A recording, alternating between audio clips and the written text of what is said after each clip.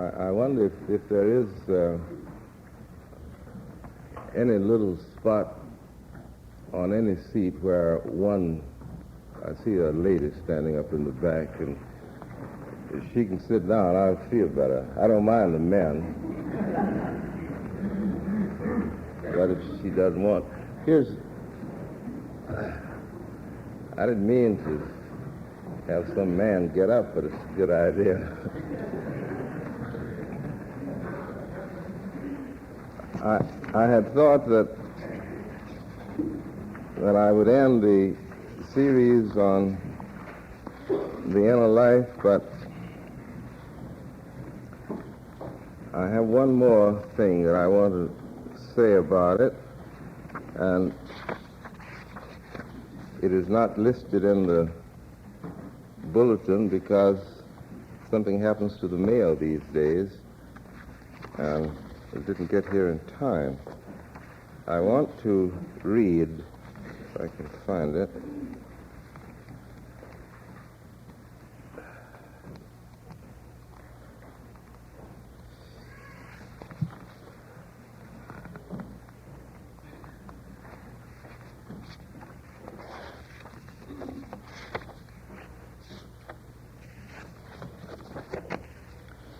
All night the fury of contending will raged in my head until my bed seemed the tormented world, the devils filled with anguish mixed and hungry violence. I waited for the day with muted sense, too dry to weep, even my terror is dumb, as if while body waked, spirit were numb.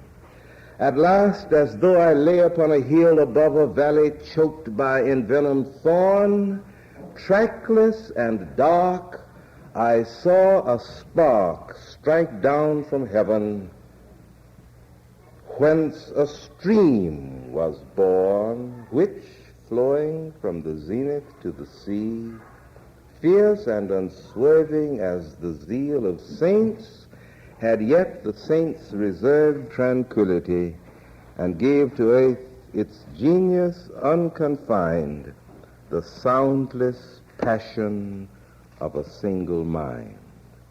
The soundless passion of a single mind. I want to discuss ethical awareness as an aspect of the inner life. We have a line in our commitment which says, I desire to share in the spiritual growth and ethical awareness of men, women, and so forth.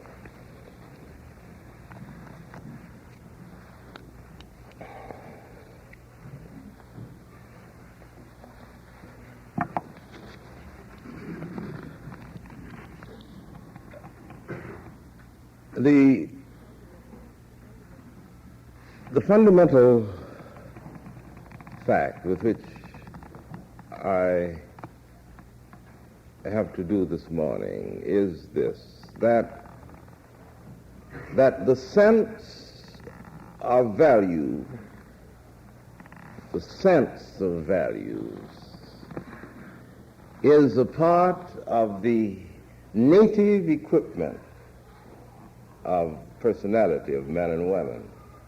The content of value depends to some extent upon training, upon experience, upon observation, upon climate. And that growth of spirit and deepening of spiritual awareness are related directly to the refining of the content of my values. Now, that's a long, roundabout something, but it won't be indefinitely, I hope. Ultimately, the religious man has to say, about any injuries that he inflicts upon another human being. Against thee, referring to God, and thee only have I sinned and done this evil in thy sight. Ultimately, I say, the religious man has to trace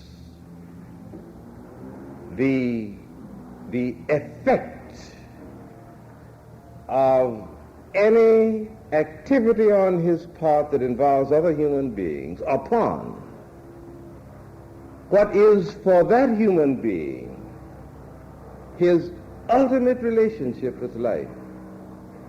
If I could do this to you and feel that I was doing it to you, then I could so define you that it wouldn't make any difference.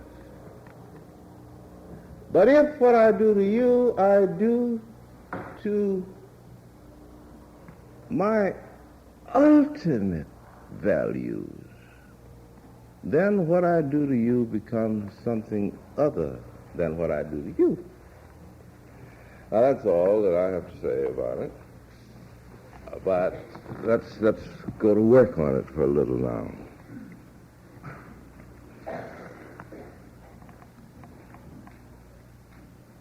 The sense of value, I think, is a part of the equipment of the ordinary human being, or any human being.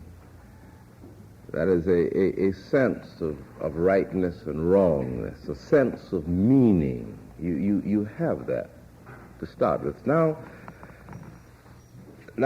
how you define it, in other words, what is right for you, what is wrong, is a question other than a sense of right and wrong. Do you see what I mean? You have a sense of right and wrong that undergirds your particular sense of right and your particular sense of wrong. I've told you many times, because it made such an impression upon me when I was much, much younger, about this bob-haired bandit who was arrested just outside of Batavia, New York, and was tried in Syracuse, and she and two men had been holding up filling stations or something, and she was finally arrested. And then when she was put on the witness stand and was asked to tell her story, the thing that interested me and what she had to say was this, that when she was a little girl growing up in whatever part of the world it was, or America, she said, if I came home in the late afternoon after having been in the street all day, and I hadn't been able to steal anything, I came home feeling that I had done wrong.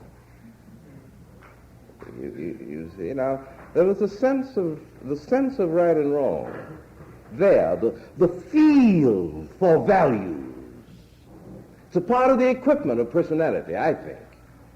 But how you define it, what it means, what the particular right means, what the particular wrong means, it depends upon training, upon how you're taught. It depends upon how you are related to what may be called your social heritage, and so forth and so on. That is why it seems to me that how people are taught, how they are conditioned as they grow up, is a matter of very great significance. Because the conditioning does not create the value.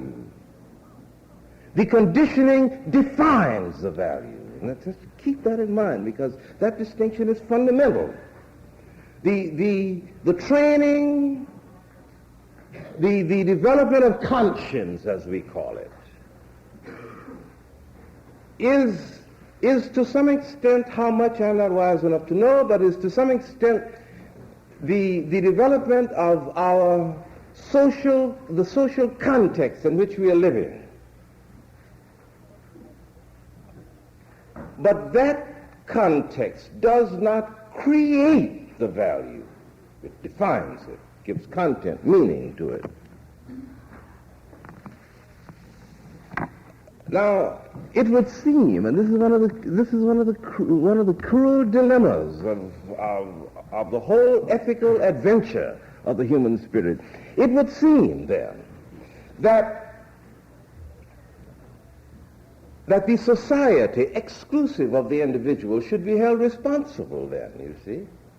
Because if my conditioning is the result of my environment and maybe the environment of my home and my learning process and all of that, then to a certain extent, to a very significant extent, I am the creature of this sort of collective conspiracy. And the extent to which I am the creature of that, then perhaps I should not be responsible for my behavior. But it is because I am equipped with this basic sense of value that I think the insight is sound to hold me as an individual responsible for my behavior.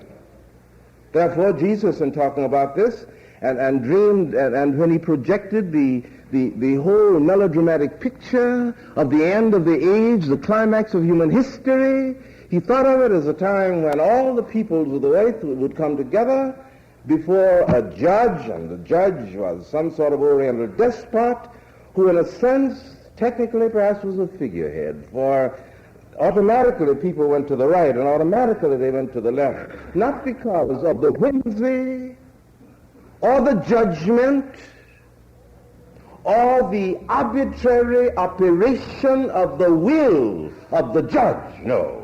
But they went to the right or to the left because that's the way they had lived. And the insistence of this picture of Jesus is that the history of a man's life is his judgment, that his behavior defines the judgment that life passes upon him, and therefore to that extent he is responsible. Now, with that as a background, let's look at one or two things that I have particularly in my mind and heart to say. The first is that a part of the spiritual adventure of man is to give ultimate significance to his limited, narrow, ethical judgment, to give ultimate significance to it. Now let's see what that means in terms of the whole process by which we develop ethical awareness. Now, if I can ever decide, or if as a result of my training, my decision automatically is that certain individuals by whom I'm surrounded are outside of my magnetic field of moral responsibility. Olive Schreiner years ago, in commenting on the Christian religion, said that she felt that those who followed Jesus had fallen short of one of his important insights. She said, in the Christian concept of reverence for life, we have limited it to reverence for human life and not to other forms of life. And she said that therefore, if I recognize this snake as being a rattlesnake and a dangerous snake, a threat to my security, then the fact that he is a threat to my security makes him become immediately, by definition, outside of the area of my sense of moral responsibility. Now, once that happens, then I can do anything to this snake I want to without having any disturbance of conscience, because he's out there. Now, she said, if we had widened the ethical concept, as Jesus did, as she interprets Jesus is doing, then we would have seen the dilemma that is created for the development of ethical behavior among men by this category of exception. So I say, if this rattlesnake, as long as I can say that I can destroy the rattlesnake without a sense of moral responsibility because the rattlesnake is outside of my magnetic field of ethical awareness, then if a man so behaves, or if a man is so defined that he too is outside of the magnetic field of my ethical awareness, then I can deal with him with the same kind of imperviousness, the same kind of absence of moral responsibility with which I deal with the rattlesnake. So she said, this category introduced into Christian ethics becomes one that defeats the integrity of the Christian ethical enterprise. That's her judgment. Now let's move back now and look at it. That is why, taking up this same argument, that is why during a war, for instance, whatever may be the true picture, the facts rather than the true picture, because often there's a distinction between fact and truth. You see, this is very, but I won't have time to work out the distinction, but just hold it. Now, whatever the facts are about the enemy, the person who is the government or the peoples who are opposing us, in every war, what is one of the first ethical insistences that emerges? We must give to the enemy a certain kind of behavior, which behavior automatically withdraws him from the human race. Once he's withdrawn from the human race, then we can deal with him as if he were not a member of the human race. So they pull your tongues out, and they may, I don't know. They cut your arms off. They kill babies at the ends of bayonets. They have no. Now that becomes a moral necessity. Do you see why? It becomes a moral necessity to do that in order to defend with some measure of integrity the kind of behavior that you must exercise now. Because you don't want to give up your membership in the race. But this kind of behavior automatically drives you out of the race of men. You must stay. And in order for you to stay, you must so define the other man so he's out. And then you can deal with him as you see fit. Now, therefore, let's push it just a little further now. Therefore, in our ordinary daily behavior, the same thing operates. When we think in terms of ethical awareness, only the people are involved in our considerations who are within bounds. Much of the psychology and the morality of the struggle between groups in America is tied up here. The so-called struggle between labor and management. What would happen? What would happen in America this morning if within the morality, and I speak in complete terms, in some ways it is true already, if in the morality of management, labor moved into the context of ethical awareness and ethical responsibility, so that the relationship between management and labor became a moral one, not an amoral one or an immoral one. That is, one without moral values or one with negative moral values. Or vice versa. Suppose labor permitted management to move into this context of ethical awareness so that my behavior with reference to management or labor, vice versa, would be behavior that carried with it moral responsibility as far as I was concerned.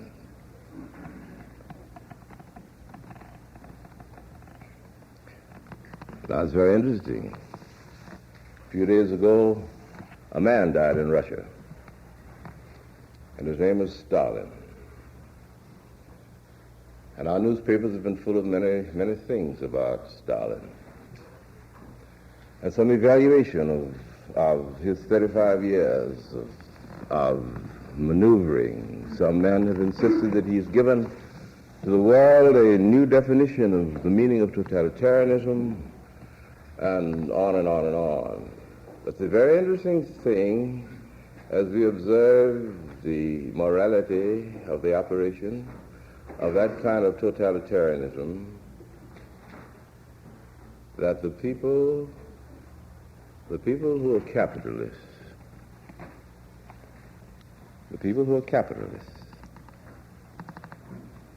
are morally out of bounds, you see,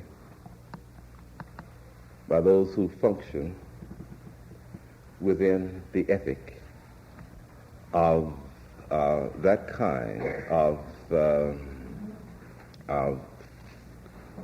that particular brand of communistic totalitarianism.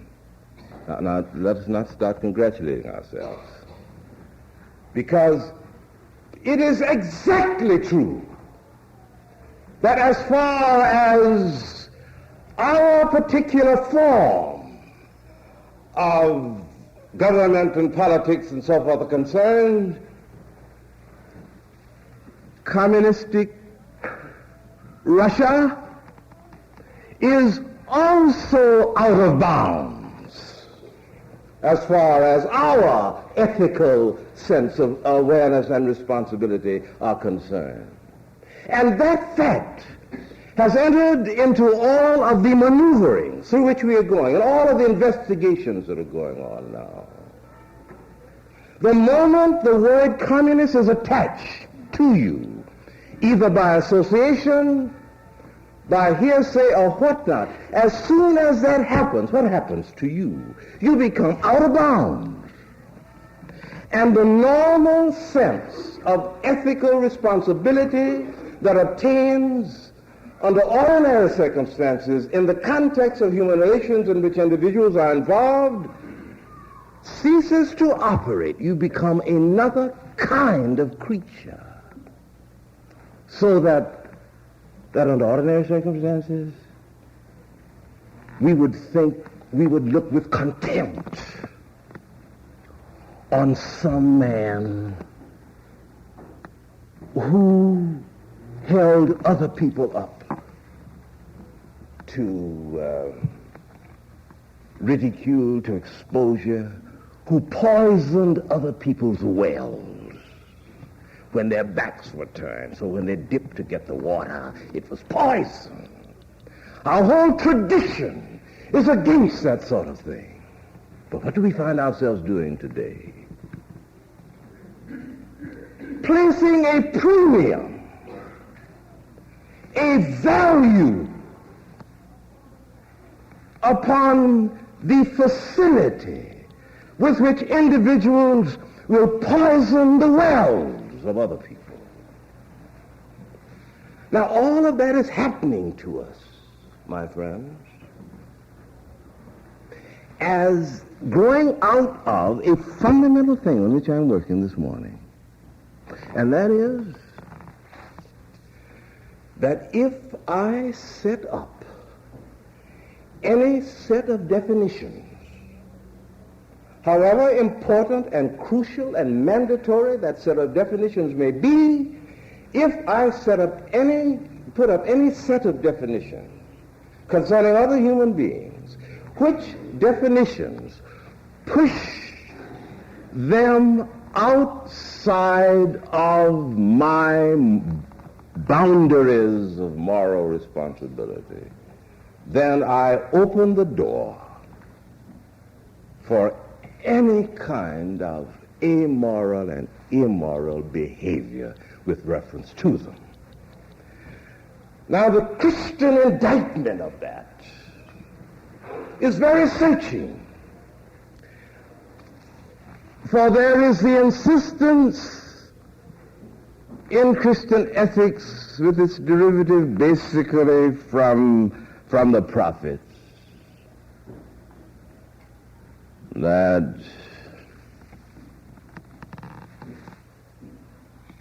no man can ever be defined by me as being out of bounds. No man. No man.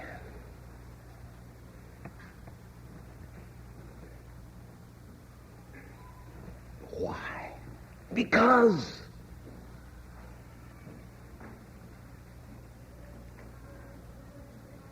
every time I look into the face of another human being,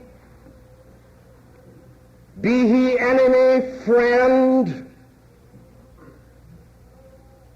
be he rich, poor, ugly, beautiful, black, white, yellow, brown, ignorant, educated, wise, or stupid, every time I look into the face of another human being,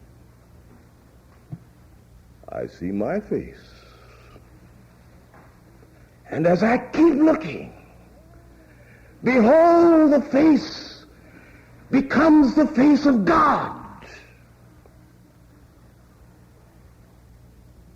And I say in my heart, against thee, thee only have I sinned, and done this evil in thy sight.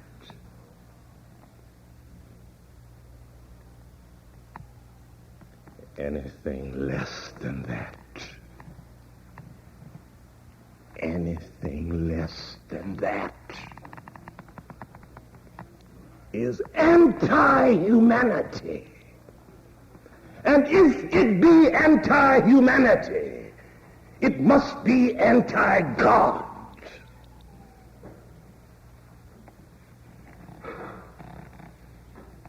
And if it's anti-God, life is against it.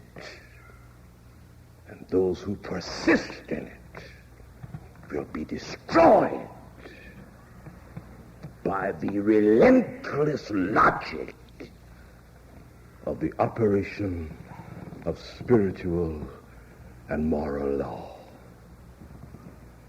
Now, if that ethical concept were ever placed at the heart of our orthodoxy,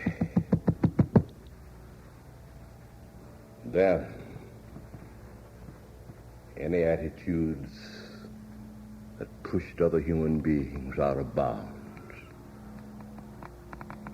would be regarded by that kind of orthodoxy as mortal sin.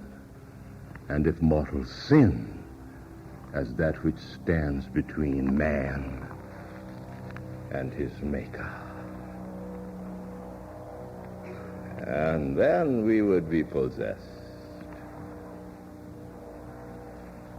by a kind of ethical awareness that will become for each of us the soundless passion